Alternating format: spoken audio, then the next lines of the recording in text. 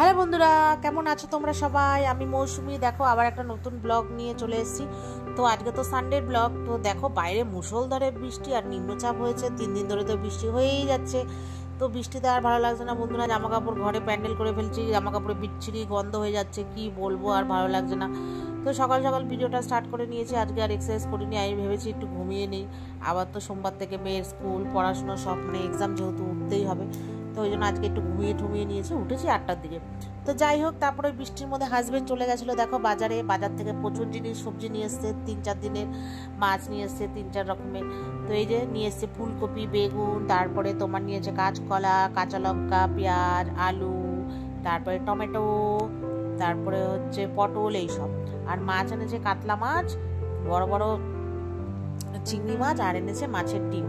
আমার মেয়ের আবার এখন না প্রচুর ঢং হয়েছে, বড় হচ্ছে তো এখন মাছ অত ভালোবাসছে না। তো ওর বাবা, মেয়ে না খেলে ওর বাবার মন খারাপ হয়ে যায় বলে নিয়ে এসছে মাছের ডিম। তো আজকে না কি করবো বলো তো, চিংড়ি মাছগুলো অনেক বড় বড়, তো বেশি রান্না করবো না। আর মা বলেছে ইলিশ মাছের তরকারি দেবে, ওই জন্য আজকে বেশি কিছু না মাছ আর রান্না করবো না। তা হাজবেন্ড বললো যে আলু দিয়ে ফুলকপি দিয়ে চিংড়ি মাছ করো, মেয়ে আমি 3জনেই ভালো খাই, আর ঢেঁড়স ভাজা করবো। আর মা বলেছে মাছের ঝোল পাঠাবে, ওই জন্য আর বেশি রান্না করবো না।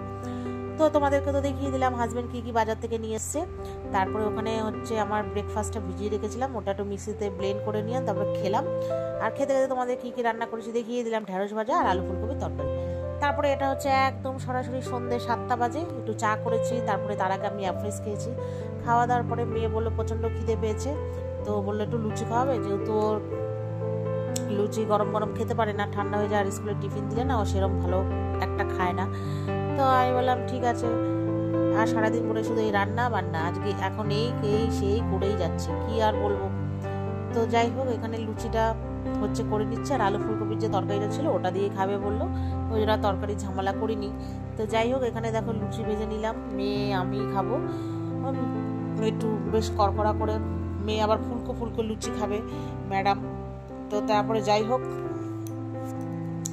ওই 7-8টার মতো ভেজেছি, দুজনে মিলে খাবো। আর তারপরে রাতে মেয়ের জন্য বিরিয়ানি আনবো আর কি, ও বিরিয়ানি খাবে, যেহেতু ইলিশ মাছও খায় না, তোমাদেরকে সবসময় বলে থাকি। আর দুপুরে মাংস দিয়ে খেয়েছে, আগের দিন মা মাংস পাঠিয়েছিল, ওটা দিয়ে খেয়েছে দুপুরে। আর ওই জন্য রাতে তোমার বিরিয়ানি খাবে, আমরা ইলিশ মাছ খাই, ও খাবে না, ওই জন্য দুঃখ। তো যাই হোক, তারপরে এই যে লুচিগুলো ভালো করে সব কটা ভেজে নিলাম, ভেজে তারপরে হচ্ছে তোমার বেশ সব কটাই মোটামুটি ফুলকো লুচি হয়েছিল। এই যে দেখো বেশ সুন্দর ফুলকো ফুলেছে। আজকে জানি না কোন দিকে ঠিকঠাক সূর্যটা ওঠেনি বলেই মনে হচ্ছে লুচিগুলো ফুলকো হয়েছে।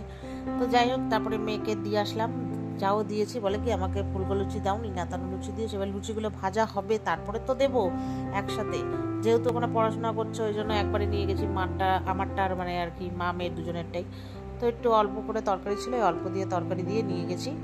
তো যাই হোক, তারপরে দুজনে মিলে খাওয়া দাওয়া করলাম। মেয়ে পড়ছিল, যেহেতু পরের দিন আবার এক্সাম আছে, পরের দিন তো ঈদ আছে, ওদের ঈদের ছুটি দেয়নি এখনও, জানি না বেলগুড়িতে আসবে কিনা, কিন্তু এখনো পর্যন্ত ছুটিটা ঘোষণা হয়নি, অথচ সারা দুনিয়ায় ছুটি, জানি না কি হবে। তো যাই হোক, মেয়েকে দিয়ে দিলাম, বললাম খেয়ে নে। তারপরে ওই যে ঢং সং করে খেতে মানে ফাঁকিবাজ, বড় হাতে পায়ে বড় হয়েছে, বয়সটা তো আর বড় হয়নি। তো যাই হোক, ওই খেলো। খাওয়া দাওয়ার পরে রাত্রিবেলা খাবো, এই যে হাজবেন্ড নিয়ে এসছে মার বাড়ির থেকে তরকারি, মা দুপুরেও দিয়েছিল, রাতেও দিয়েছে। তারপর যাই হোক, এখানে বিরিয়ানি এনেছে মেয়ের জন্য, দেখে তো খুশ। তো চলো বন্ধুরা, খাওয়া দাওয়া করি আর ভিডিওটা